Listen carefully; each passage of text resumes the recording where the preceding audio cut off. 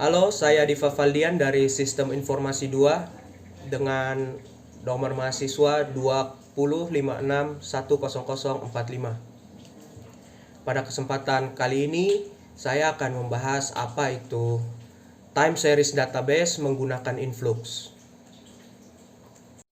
Sebelum kita lebih jauh mengenal apa itu time series database dan juga Influx, kita kenal dulu apa itu NoSQL. NoSQL adalah singkatan dari Not Only SQL. Tujuan dari penggunaan NoSQL adalah untuk menyimpan data yang terdistribusi dengan besar. Perusahaan besar yang menggunakan NoSQL juga banyak seperti Twitter, Facebook, Google, hingga Twitter.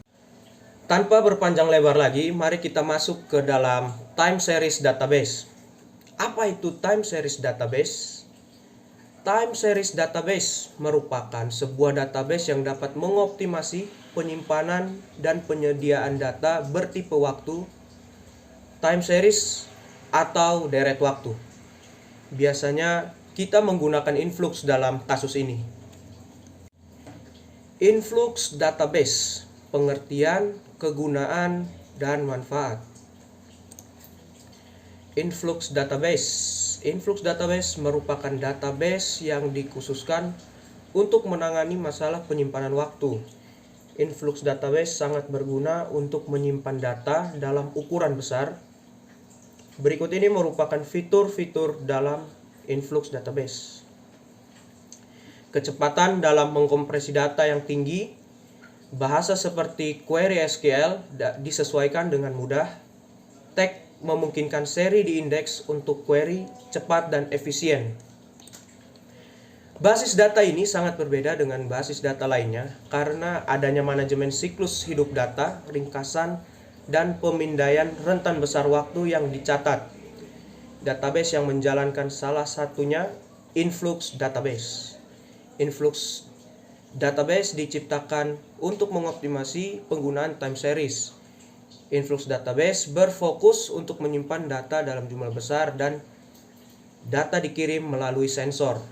Influx database jauh lebih cepat daripada database lainnya dalam menyimpan dan mengelola waktu.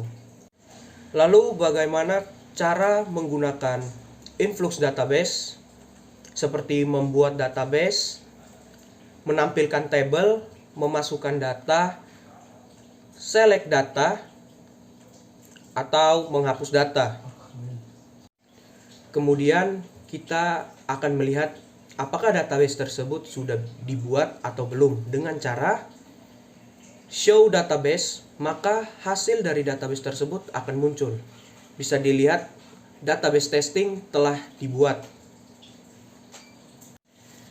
Kemudian kita akan mengisi data suhu ke dalam measurement sensor dengan tag gedung A dan ruang 1, suhu 24,7 lengkap dengan timestamp 1, 2, 3 sampai 0. Kemudian tampilannya akan seperti gambar berikut. Bisa dilihat time-nya ada angka 1, 2, 3, 4 sampai 0. Kemudian diikuti gedung, ruang, dan suhu. Kemudian kita bisa edit lagi. Kita bisa mengedit data suhu tersebut menjadi 24,9 yang dari 24,7 dengan cara menginsert ulang pada timestamp yang sama.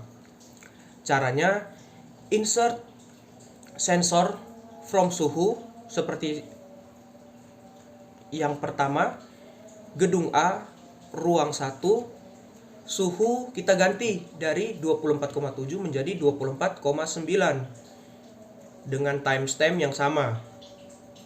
Kemudian select from suhu, maksudnya select bintang from suhu, kemudian hasilnya akan keluar. Bisa dilihat suhu menjadi 24,9. Kemudian kita akan mengisi kedua data tanpa timestamp. dengan cara insert sensor suhu, gedung A, ruang 1, suhu 23,4. Select bintang from suhu. Kemudian hasilnya akan keluar.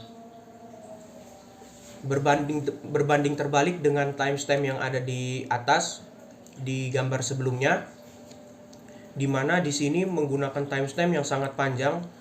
Ada angka 16536 2877 6655 042800. Nah, itu menjadi data baru. Kemudian kita akan menambahkan data pada data kedua berupa kelembapan. Di sini kelembapannya sebesar 60. Maka kita akan mengetikkan insert sensor suhu, gedung A, ruang 1, suhu 23,4 ditambah kelembapan sama dengan 60. Kemudian select from sensor suhu, maka hasilnya akan keluar. Bisa dilihat kelembapannya ada di data nomor 3. Dia akan membuat sebuah data baru dengan timestamp yang juga berbeda, tetapi ditambahkan kelembapan. Begitu teman-teman. Kemudian kita akan menambahkan data baru, yaitu gedung B di ruang 1. Caranya seperti pada gambar yang sebelum-sebelumnya. Insert sensor suhu, gedung B ruang 1, suhu sama dengan 24,5, kelembapannya 62. Jadi di sini data B itu punya kelembapan sebesar 62. Maka langsung saja kita select gedung, ruang, suhu, kelembapan from sensor suhu. Nah, maka hasilnya akan keluar seperti gambar berikut ini. Bisa dilihat gedung B, ruang 1, suhunya 24,5 dengan kelembapan 62. Kemudian jika kita sudah bisa menambahkan data pada sebuah database, maka kita bisa menghapusnya. Caranya cukup mudah. Kita tinggal mengetikkan delete from sensor suhu where suhu 24,9. Berarti di sini menandakan bahwa kita akan menghapus sebuah data dari sensor suhu, di mana yang memiliki suhu 24,9. Dan di sini hasilnya adalah error. Mengapa? Karena kita tidak punya data yang berisikan suhu 24,9. Jadi kita harus membuat dulu data berupa database baru, berupa isi dari sebuah database yang memiliki suhu 24,9. Baru bisa dihapus. Selain kita bisa menghapus sebuah data melalui suhunya, kita juga bisa menghapus data melalui timestampnya. Nah, di sini saya akan coba menghapus menggunakan timestamp 123456789 sampai 0.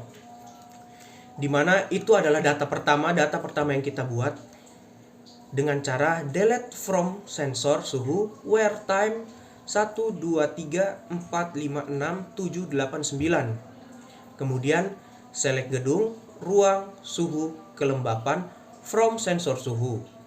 Nah, hasilnya bisa kita lihat di sini bahwa data yang pertama kali kita buat telah tidak ada, telah terhapus. Begitu teman-teman.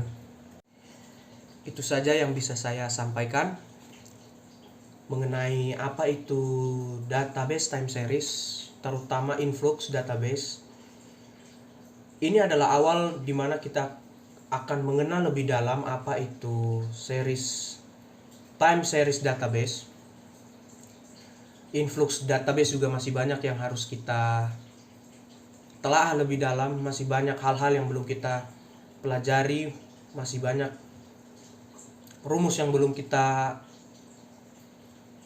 keluarkan, belum kita tampilkan. Jadi mungkin kita akan bertemu di video berikutnya mengenai influx lebih dalam. Nanti juga bisa saja di pertemuan berikutnya saya menyantumkan bagaimana cara saya mengoding di dalam influx DB-nya. Baik, terima kasih. Salam teknologi.